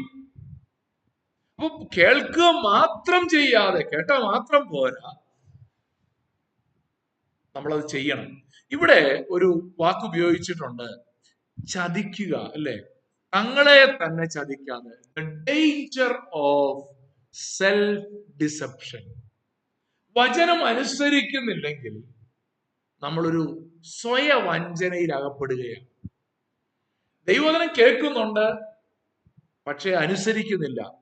അതൊരു വലിയ വഞ്ചനയായിട്ടാണ് ദൈവവചനത്തിൽ നമുക്ക് കാണുവാനായിട്ട് കഴിയുന്നത്. നമ്മളൊന്ന് ഓർത്തു നോക്കിയേ, നമ്മൾ ഒത്തിരി വചനം കേട്ടു എന്ന് പറഞ്ഞാൽ 100 പ്രസംഗം കേട്ടെന്ന് വിചാരിക്കുക. 10 പ്രസംഗത്തിന്റെ അത്രയും അനുസരിച്ചു. നമുക്ക് നമ്മളെ കുറിച്ചുള്ള ഒരു ഇംപ്രഷൻ എന്തായിരിക്കും? ഞാൻ 100 പ്രസംഗം കേട്ടു എന്നുള്ളതാണ് നമ്മുടെ മനസ്സിലുള്ള ഇംപ്രഷൻ, നമ്മളെ കുറിച്ചുള്ള ഇംപ്രഷൻ. ആ 10ന്റെ കാര്യം നമ്മൾ ഓർത്തില്ല. ഇതാണ് ഒരു സ്വയവഞ്ചന. അതുകൊണ്ട് നമുക്ക് ഉണ്ടാകുന്ന ഒരു പ്രശ്നം, നമ്മൾ ആയിരിക്കുന്നതിനേക്കാൾ കൂടുതൽ ആത്മീയരാണെന്നുള്ളൊരു ഭാവത്തിലേക്ക് നമ്മൾ പോവുകയും അതൊരു സ്വയവഞ്ചനയാവും. അതുകൊണ്ടാണ് അറിവ് ചീർപ്പിക്കുന്നു എന്ന് പറയുന്നത്.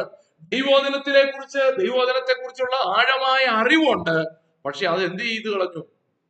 അവനെ വിനയപ്പെടുത്തുന്നതിന് പകരം അവനെ നിഗളിയാക്കി മാറ്റി എന്നുള്ളത് നമുക്ക് കാണുവാനായിട്ട് കഴിയും. ഇവിടെ യാക്കോബ് കണ്ണാടിയോട് അതിനെ ഉപമിക്കുകയാണ്. 23-ാം വാക്യം, ഒരുത്തൻ വചനം കേൾക്കുന്നവനെങ്കിലും ചെയ്യാത്തവനായിരുന്നാൽ അവൻ തന്റെ സ്വാഭാവിക മുഖം കണ്ണാടിയിൽ നോക്കുന്നയാളോട് ഒക്കുന്നു. ഈ ഉദാഹരണം ആരും യാക്കോബിന്റെ ലേഖനത്തിന്റെ ഒരു പ്രത്യേകത, യാക്കോബ് പറയുന്ന കാര്യം മനസ്സിലാകാൻ യാക്കോബിന്റെ ലേഖനത്തിലെ അടുത്ത വാക്യം വായിച്ചാൽ മതി. യാക്കോബ് ഒരു കാര്യം പറഞ്ഞാൽ അതിന്റെ ഉദാഹരണം തൊട്ടടുത്ത വാക്യത്തിൽ പറയുന്നുണ്ട്. അതുകൊണ്ടാണ് ഈ യാക്കോബിന്റെ ലേഖനം വളരെ ലളിതമായിട്ട് നമുക്ക് അനുഭവപ്പെടുന്നത്. ദൈവവചനത്തെ ഒരു കണ്ണാടിയോട് ഉപമിക്കുകയാണ്. ദൈവവചനം ഒത്തിരി കേൾക്കുന്നുണ്ട്. ഈ കേൾക്കുന്നയാള് അത് അനുസരിക്കാതെ ഇരുന്നാൽ കണ്ണാടിയിൽ നോക്കുന്നയാളോട് ഉപമിക്കുന്നു. ഇത് വായിച്ചപ്പോ എന്റെയൊക്കെ ഒരു +2 കാലഘട്ടമാണ് ഞാൻ ഓർക്കുന്നത്. എന്നെ എപ്പോഴും വീട്ടിൽ വഴക്ക് പറയാം, എപ്പോഴും കണ്ണാടി പോയി നോക്കുന്ന എന്തിനാന്ന് ചോദിക്കുക. ഹെയർ സ്റ്റൈലാണ് മെയിൻ വിഷയം, പിന്നെ മീശ മുളച്ചൊക്കെ വരുന്ന പ്രായം, എത്ര രോമം ഉണ്ടെന്ന് എണ്ണാം, എന്നാലും നമ്മൾ ഇന്നും ഇടയ്ക്ക് എല്ലാ ദിവസവും പോയി എണ്ണും, ഒരെണ്ണമെങ്കിലും കൂടുതൽ വരുന്നുണ്ടോ. എപ്പോഴും എന്ത് ചെയ്യും? കണ്ണാടിയുടെ മുമ്പിൽ പോയി നോക്കും.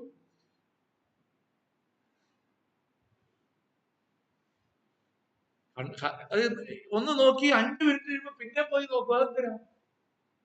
ഞങ്ങൾ അന്നൊക്കെ ഇങ്ങനെ തമാശക്ക് പറയാറുന്നു, 113ാമത്തെ പടി ശരിക്കാണോ ഇരിക്കുന്നതെന്ന് നോക്കാൻ പോയതാ എന്ന് പറയും. കാരണം 112 വരെ കഴിഞ്ഞ പ്രാവശ്യം നോക്കിയോളൂ, ഇത്തവണ പോയത് 113ാമത്തെ പടി നോക്കാൻ.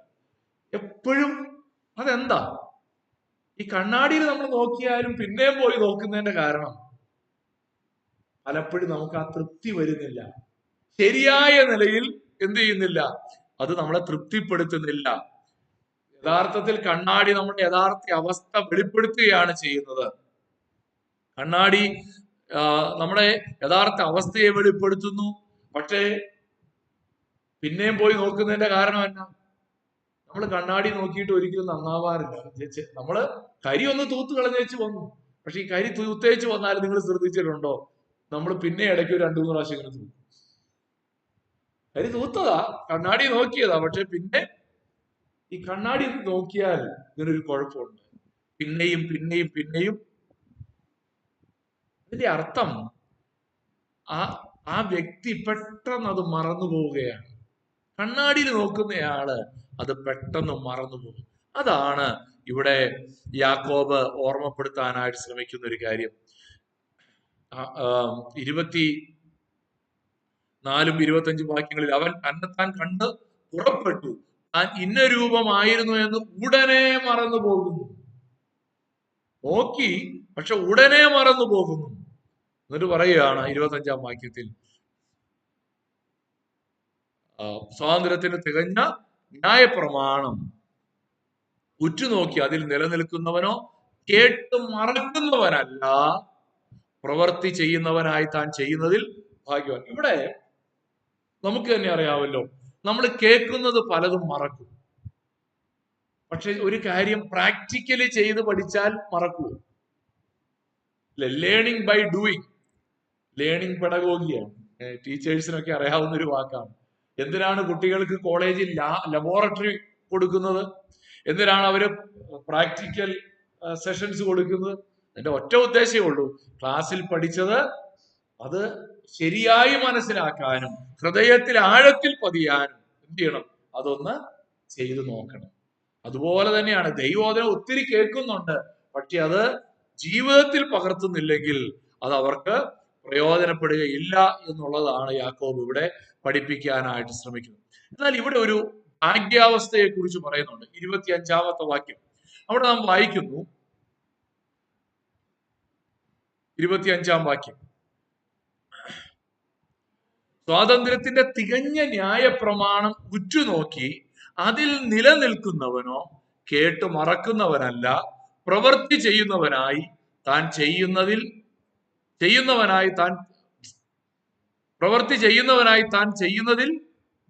ഭാഗ്യവാനാകും. ഇവിടെ ഒരു ഭാഗ്യാവസ്ഥയെ കുറിച്ചാണ് യാക്കോബ് പറയുന്നത്. Blessing of obedience. ഈ വചനം കേട്ട് അനുസരിക്കുന്നവനെ ഒരു ഭാഗ്യാവസ്ഥ അല്ലെ. നമ്മള് മത്തായി 5-ാമത്തെ അധ്യായത്തിൽ ഭാഗ്യവാന്മാർ ഇല്ലേ, ആരൊക്കെയാ ഭാഗ്യവാന്മാർ? ആത്മാവിൽ ദരിദ്രരായവർ ഭാഗ്യവാന്മാർ എന്ന് പറഞ്ഞൊരു പരമ്പര അവിടെ ആരംഭിക്കുകയാണ്, ഒരു സീരീസ് ആരംഭിക്കുകയാണ്. അതിന്റെ അവസാന ഭാഗത്തേക്ക് വരുമ്പോ അവിടെ പറയുന്ന ഒരു കാര്യമുണ്ട്. മത്തായി 5:17, ഞാൻ ന്യായപ്രമാണത്തെയോ പ്രവാചകന്മാരെയോ നീക്കേണ്ടതിന് വന്നു എന്ന് നിരൂപിക്കരുത്, നീക്കുവാനല്ല നിവർത്തിപ്പാനത്. കർത്താവ് പറയുന്നത് എന്താണ്? ഈ നിങ്ങൾക്ക് നൽകിയ ന്യായപ്രമാണം ഞാൻ നീക്കിക്കളയല്ല, അത് നിവർത്തിക്കുകയാണ്. ഇവിടെ യാക്കോബ് പറയുന്ന ആ സ്വാതന്ത്ര്യത്തിന്റെ തികഞ്ഞ ന്യായപ്രമാണം എന്ന് പറയുന്നത് പഴയ നിയമത്തെ കുറിച്ചല്ല പറയുന്നത്. നമ്മൾ അനുസരിക്കുമ്പോൾ നമ്മുടെ ജീവിതത്തിൽ ഉണ്ടാകുന്ന ആ ദൈവഹിതത്തെ കുറിച്ചുള്ള വെളിപ്പാടിനെ കുറിച്ചാണ്. ദ പെർഫെക്റ്റ്, തികഞ്ഞ ന്യായപ്രമാണം അവിടെ വായിച്ചത് അല്ലേ? എന്തുകൊണ്ട് അത് തികഞ്ഞ ന്യായപ്രമാണമായത്? കാരണം അത് ദൈവഹിതത്തിന്റെ തികവാണ്. ദൈവവചനം നമ്മൾ അനുസരിക്കുമ്പോൾ അതിലൂടെ നമുക്ക് വെളിപ്പെടുന്നത് ദൈവഹിതമാണ്. എന്തുകൊണ്ടാ ദൈവവചനത്തെ തികഞ്ഞതെന്ന് പറയാൻ കാരണം? ഒന്നാമത്തെ കാരണം, അത് ദൈവത്തിന്റെ സ്വഭാവത്തെയാണ് വെളിപ്പെടുത്തുന്നത്. ദൈവം പറയുകയാണ് കള്ളം പറയരുത്. അത് ദൈവഹിതമാണോ? അല്ലയോ? ദൈവഹിതമാണല്ലേ. കള്ളം പറയരുത് എന്നുള്ളത് ദൈവഹിതമാണ്. അത് വെളിപ്പെടുത്തുന്നത് ദൈവത്തിന്റെ സ്വഭാവത്തെയാണ്, അഥവാ ദൈവം കള്ളം പറയുന്നവനല്ല. ഇതാണ് വെളിപ്പെടുത്തുന്നത്. രണ്ടാമതായി അത് നമ്മെ എന്ത് ചെയ്യുന്നറിയാമോ? നമ്മെ അതിനോട് മാച്ച്, ദൈവത്തിന്റെ സ്വഭാവത്തോട് നമ്മെ മാച്ച് ചെയ്യിപ്പിക്കുന്നതാണ്. ദൈവത്തിന്റെ സ്വഭാവമുള്ളവരാക്കി നമ്മെ മാറ്റുന്നതാകുന്നു എന്നുള്ളതാണ്. ഇവിടെ ഈ സ്വാതന്ത്ര്യത്തിന്റെ ന്യായപ്രമാണം എന്ന് പറയാൻ കാരണം, ഈ ദൈവവചനത്തെ പിന്തുടരുന്നതിലൂടെയാണ് നാം യഥാർത്ഥമായ ആത്മീക സ്വാതന്ത്ര്യം അനുഭവിക്കുന്നത്. ഈ ദൈവവചനത്തെ പിൻപറ്റുന്നതിലൂടെയാണ് നാം യഥാർത്ഥമായിരിക്കുന്ന ആത്മീക സ്വാതന്ത്ര്യം അനുഭവിക്കുന്നത്. പലപ്പോഴും നമ്മൾ ചിന്തിക്കുക, നിയമമില്ലാത്തിടത്താണ് സ്വാതന്ത്ര്യം എന്നല്ലേ? ആണോ അല്ലയോ? നിയമം ഉള്ളിടത്താണോ സ്വാതന്ത്ര്യം? നിയമമില്ലാത്തിടത്താണോ സ്വാതന്ത്ര്യം? ഇതെനിക്ക് മനസ്സിലായത് ഞാൻ അഹമ്മദാബാദിൽ പോയപ്പോൾ. അഹമ്മദാബാദിൽ ഞാൻ പോയപ്പോ അവിടെ ഒരു മീറ്റിങ്ങിന് വേണ്ടി പോയത്. അപ്പൊ അവിടുത്തെ അച്ഛൻ എന്നെ ബൈക്കിൽ ഇങ്ങനെ അങ്ങോട്ടും ഇങ്ങോട്ടും ഒക്കെ കൊണ്ടുപോകും. അയ്യോ, ബൈക്കിൽ കയറി ഇറങ്ങുന്ന വരെ നെഞ്ച് പിടയ്ക്കുക. കാരണം അഹമ്മദാബാദ് സിറ്റിയിലെ 4 കൂടിയ ജംഗ്ഷനിൽ പോലും സിഗ്നല് പ്രസക്തമല്ല. അവിടെ ചുവപ്പും കത്തുന്നുണ്ട്, പച്ചയും കത്തുന്നുണ്ട്, മഞ്ഞയും കത്തുന്നുണ്ട്. പക്ഷെ ഇതൊന്നും ആളുകളുടെ കണ്ണിൽ കത്തുന്നില്ല. ചുവപ്പ് കത്തി നിൽക്കുമ്പോ നമ്മൾ നീലയാണല്ലോ പച്ചയാണല്ലോ എന്ന് ഓർത്ത് നമ്മൾ നേരെ പോകും. ചുമന്ന് കത്തി നിൽക്കുന്ന സൈഡിൽ നിന്ന് ആൾക്കാർ ഇഷ്ടം പോലെ വരുന്നുണ്ട്, ഒരു കുറവുമില്ല. ആ നിയമത്തിനൊന്നും അവിടെ ഒരു പ്രസക്തി ഇല്ല. നിയമം ഉള്ളിടത്താണോ സ്വാതന്ത്ര്യമുള്ളത്? നിയമം ഇല്ലാത്തിടത്താണോ? നിയമം ഉള്ളിടത്ത് നമ്മളെ ജംഗ്ഷനിൽ എത്ര സുഖമായിട്ട് യാത്ര ചെയ്യും. വെയിറ്റ് ചെയ്യണമെന്നേ ഉള്ളൂ, ചുവപ്പ് കാണുമ്പോൾ ഒന്ന് ചവിട്ടണമെന്നേ ഉള്ളൂ. പക്ഷെ അതൊരു സ്വാതന്ത്ര്യമാണ്. അതാണ് സ്വാതന്ത്ര്യത്തിന്റെ തികഞ്ഞ ന്യായപ്രമാണം. ദൈവവചനത്തിൽ നിലനിൽക്കുന്നതാണ് ഭാഗ്യം. ഞാൻ അവസാന ഭാഗത്തേക്ക് പോവുകയാണ്. 4-ാമത്തെ കാര്യം, the evidence produced by the words. ദൈവവചനത്തിന്റെ തെളിവ്. ദൈവവചനം നമ്മളിൽ ഉണ്ടാക്കുന്ന എവിഡൻസ്. ആദ്യം പറഞ്ഞു ആറ്റിറ്റ്യൂഡ്, 2 അക്സെപ്റ്റൻസ്, 3 എന്തായിരുന്നു? Application, 4 evidence. നമ്മൾ ഈ ദൈവവചനം നമ്മുടെ ജീവിതത്തിൽ പ്രവർത്തിക്കുന്നുണ്ടെങ്കിൽ അതിന്റെ തെളിവെന്താ? 26-ാം വാക്യത്തിൽ പറയാണ്, നിങ്ങളിൽ ഒരുവൻ തന്റെ നാവിന് കടിഞ്ഞാണിടാതെ തന്റെ ഹൃദയത്തെ വഞ്ചിച്ചുകൊണ്ട് താൻ ഭക്തൻ എന്ന് നിരൂപിച്ചാൽ അവന്റെ ഭക്തി വ്യർത്ഥമാത്രേ. ഭക്തനാണോ എന്ന് എങ്ങനെ അറിയാം? നാവിന്റെ മേലുള്ള നിയന്ത്രണത്തെ ഒരു തെളിവായിട്ട് ഇവിടെ സൂചിപ്പിക്കുകയാണ്. True religion controls the tongue. ഒരുവന്റെ യഥാർത്ഥമായ ഭക്തി അവന്റെ നാവിനെ നോക്കിയാൽ അറിയാം.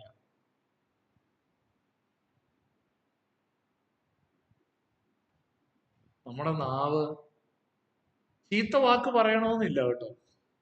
ചീത്ത പറയുകയോ ഇല്ലയോ എന്നുള്ളതല്ല ഇവിടുത്തെ കാര്യം. ഇവിടുത്തെ കാര്യം നമ്മുടെ നാവിൽ നിന്ന് പുറപ്പെടുന്നത്, നാവിലൂടെ പുറത്തു വരുന്നത് നമ്മുടെ ഭക്തിയുടെ അളവുകോലാണ്. ചീത്ത വാക്ക് പറയണമെന്നേ ഇല്ല, പക്ഷെ അത് ഭക്തിയില്ല എന്നുള്ളത് കാണിക്കാവുന്ന ഒത്തിരി വാക്കുകളുണ്ട്. Speech reveals spiritual condition. An uncontrolled tongue. നമ്മൾ ഈ കാര്യം 3-ാം അധ്യായത്തിലേക്ക് വരുമ്പോൾ ഡീറ്റെയിൽഡ് ആയിട്ട് പഠിക്കും. അതുകൊണ്ട് ഞാൻ ഇവിടെ അധിക സമയം ചെലവാക്കുന്നില്ല. An uncontrolled tongue exposes empty religion. നമ്മുടെ നാവ് നിയന്ത്രിക്കാൻ നമുക്ക് കഴിയുന്നില്ല എങ്കിൽ അത് നമ്മുടെ അനാത്മികതയുടെ ഒരു തെളിവാണ്.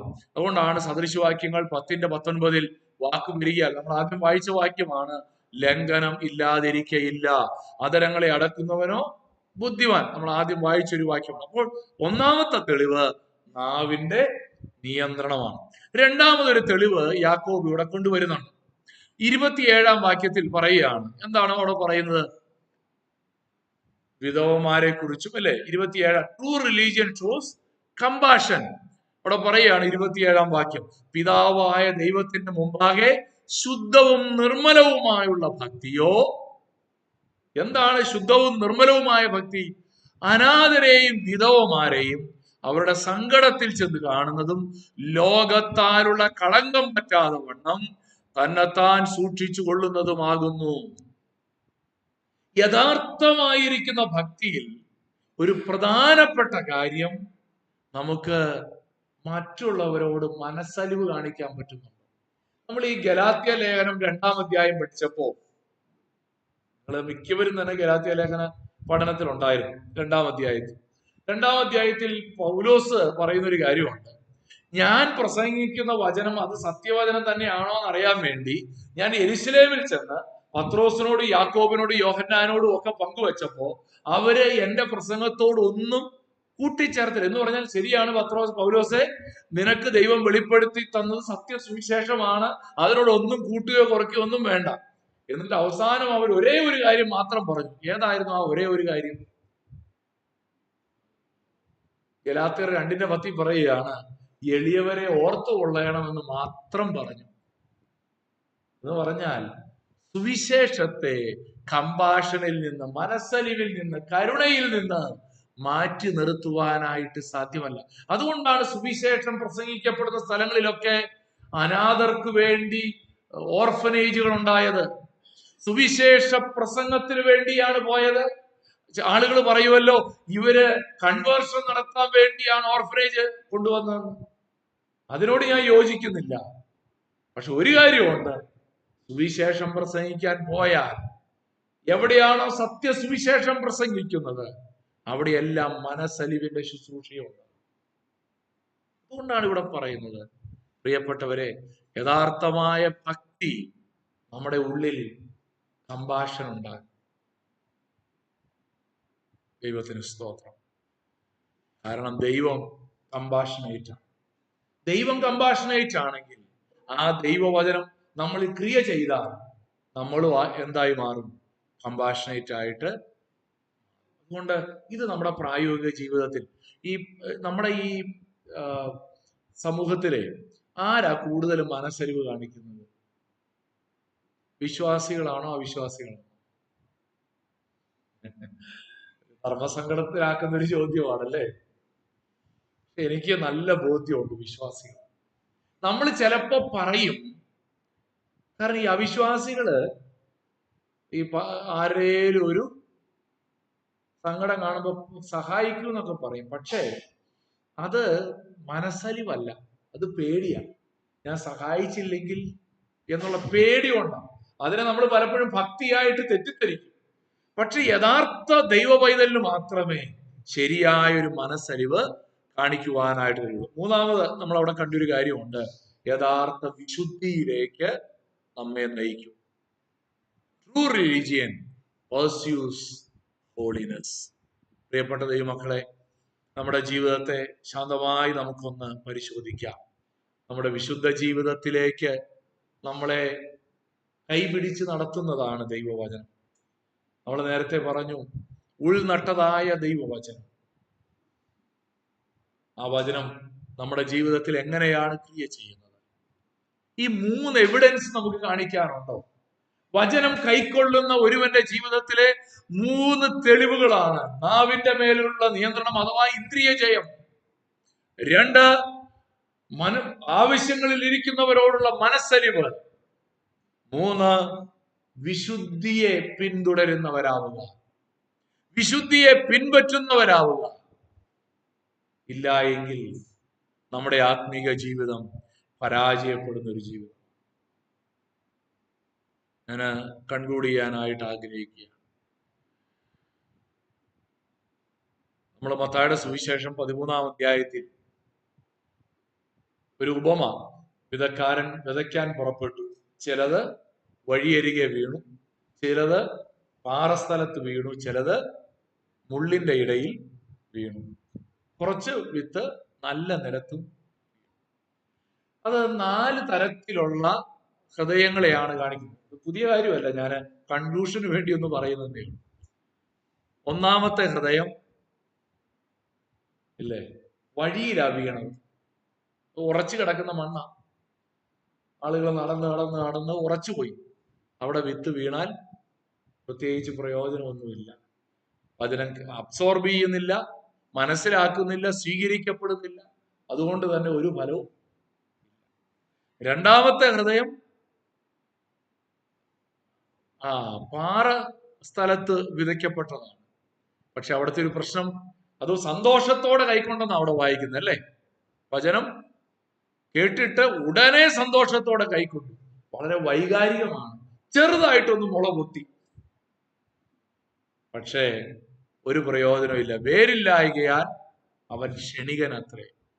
വചന നിമിത്തവും ഞെരുക്കമോ ഉപദ്രവമോ നേരിട്ടാൽ അവൻ ക്ഷണത്തിൽ ഇടറിപ്പോകും. 3, മുള്ളുകളുടെ ഇടയിൽ വിതയ്ക്കപ്പെട്ട വിത്ത്. എന്താണ് അതിന്റെ അവസ്ഥ? ഈ ലോകത്തിന്റെ ചിന്തയും ധനത്തിന്റെ വഞ്ചനയും വചനത്തെ ഞെരുക്കി. വചനമൊക്കെ സ്വീകരിച്ചു, മുളച്ചു, വളരുന്നുമുണ്ട്, പക്ഷെ അതിനെ ഞെരുക്കി നിഷ്ഫലമാക്കി തീർക്കും. 4, ഫലകരമായ ഒരു ഹൃദയം. എന്താണ് ആ ഹൃദയത്തിന്റെ പ്രത്യേകത? അത് നല്ല നിലത്ത് വിതയ്ക്കപ്പെട്ട വചനമാണ്. നല്ല നിലത്ത്. ആ ഹൃദയത്തിൽ എന്താണ് സംഭവിച്ചത്? ഒരുത്തൻ വചനം കേട്ടു, ഗ്രഹിക്കുന്നത് ആകുന്നു. അത് വിളഞ്ഞു 30, 60, 30, 100, 60, 30 മേനി നൽകുന്നു. ദൈവവചനം സ്വീകരിച്ചു, ദൈവവചനം ജീവിതത്തിൽ ക്രിയ ചെയ്യാൻ അനുവദിച്ചു, നാവിന്റെ മേൽ നിയന്ത്രണം ഉണ്ടായി, കഠിനമായ ഹൃദയം മനസ്സലിവുള്ള ഹൃദയമായി, വിശുദ്ധ ജീവിതത്തിൽ വളരുന്ന ഒരു ജീവിതമായി രൂപാന്തരപ്പെട്ടു. Let me ask you one question. ദൈവവചനം നമ്മുടെ ജീവിതത്തിൽ ക്രിയ ചെയ്യുന്നു എന്നുള്ളതിന്റെ ഒരു സാഹചര്യ തെളിവ് കാണിക്കാൻ നമുക്കുണ്ടോ? സാഹചര്യ തെളിവ് കോടതിയിൽ ഒരു പ്രധാനപ്പെട്ട കാര്യമാണ് അല്ലേ. അങ്ങനെ ഒരു സാഹചര്യം നാവിനെ നിയന്ത്രിച്ചതുകൊണ്ടാണ്. അദ്ദേഹത്തിന്റെ ആ മനസ്സലിവ് പെട്ടെന്ന് നമ്മുടെ മനസ്സിലേക്ക് നമ്മൾ ചെയ്തൊരു ചാരിറ്റി പെട്ടെന്ന് നമ്മുടെ മനസ്സിലേക്ക് ഓർമ്മ വരും. ഇത് പറയുന്നു, അത് നമ്മുടെ പ്രൈഡ് ആകട്ടെ, അതൊരു അപകടം പിടിച്ചൊരു ചിന്താഗതിയാണ്. കുഴപ്പമില്ല, ഞാൻ ചെയ്യുന്നുണ്ട് എന്ന് നമ്മളെ ഒന്ന് തൃപ്തിപ്പെടുത്തും. സാഹചര്യ തെളിവ്, നാവിന്റെ മേലുള്ള നിയന്ത്രണം. 2, മനസ്സലിവ്. 3, വിശുദ്ധി. ഇന്ന് വചനത്തിന്റെ മുമ്പിൽ നമ്മളെ തന്നെ വിലയിരുത്താം. ഞാൻ അവസാനിപ്പിക്കാൻ ആഗ്രഹിക്കുന്നു. കൺക്ലൂഡ് ചെയ്യുമ്പോൾ നമ്മൾ കേൾക്കാൻ വേഗതയും പറവാൻ താമസമുള്ളവരാണ്, കോപിക്കാൻ താമസമുള്ളവരാണ്. നമ്മളോട് തന്നെ ഒന്ന് ചോദിക്കാം, നമ്മളെ തന്നെ ഒന്ന് പരിശോധിക്കാം. കണ്ണുകളെ അടച്ചാട്ടെ. നമ്മുടെ ഹൃദയത്തിലെ അഴുക്കും മാലിന്യങ്ങളും എന്തൊക്കെയാണ്? അത് വിട്ടുകളയേണ്ടതെല്ലാം വിട്ടുകളയാൻ നമുക്ക് കഴിഞ്ഞിട്ടുണ്ടോ? ഞാൻ ദൈവവചനം കേൾക്കുമ്പോൾ, പ്രസംഗം കേൾക്കുമ്പോൾ, ബൈബിൾ ക്ലാസ്സിൽ ആയിരിക്കുമ്പോൾ അത് കേൾക്കാൻ വേണ്ടിയാണോ, അനുസരിക്കാൻ വേണ്ടിയാണോ ഞാനത് കേൾക്കുന്നത്? പലർക്കും ഇന്ന് പ്രസംഗങ്ങൾ എന്റർടൈൻമെന്റ് ആണ്. അതുകൊണ്ടാണ് തമാശ പറഞ്ഞ് പ്രസംഗിക്കുന്നവർക്ക് ഇന്ന് നമ്മുടെ സമൂഹത്തിൽ വലിയ മാർക്കറ്റ് ഉണ്ടാകുന്നത്. അനുസരിക്കാൻ വേണ്ടി അല്ല ഒരാളെ പ്രസംഗിക്കാൻ വിളിക്കുന്നത്, തമാശ പറയുന്നവരെയാണ് ആളുകൾക്ക് വേണ്ടത്. കാരണം അനുസരിക്കാനല്ല, ഒരു പ്രോഗ്രാം, എന്റർടൈൻമെന്റ്, കോമഡി ഷോ ആക്കിയാൽ, പ്രസംഗം കോമഡി ഷോ ആക്കിയാൽ അത് കേൾക്കാനും ആൾ കൂടുന്നതിന്റെ കാരണം അനുസരിക്കാനുള്ള കൊതി കൊണ്ടല്ല, അത് കർണരസമായതുകൊണ്ടാണ്. നമ്മൾ അങ്ങനാണോ? എന്റെ വാക്കുകൾ എന്റെ ആത്മീയ പക്വതയെ വെളിപ്പെടുത്തുന്നുണ്ടോ? എന്റെ ദൈവത്തോടുള്ള ബന്ധത്തെയാണോ അത് വെളിപ്പെടുത്തുന്നത്? എന്നിൽ മനസ്സലിവും വിശുദ്ധിയും ആ വചനം ഉളവാക്കുന്നുണ്ട്?